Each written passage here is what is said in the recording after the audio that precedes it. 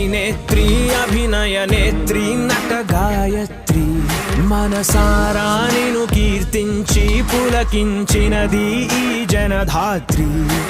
నిండుగా ఉందిలే దుర్గ దీవెనం ఉందిలే జన్మకో దైవ కారణం నువ్వుగా వెలిగే ప్రతిభాగుణం ఆ నటరాజుకు స్త్రీ రూపం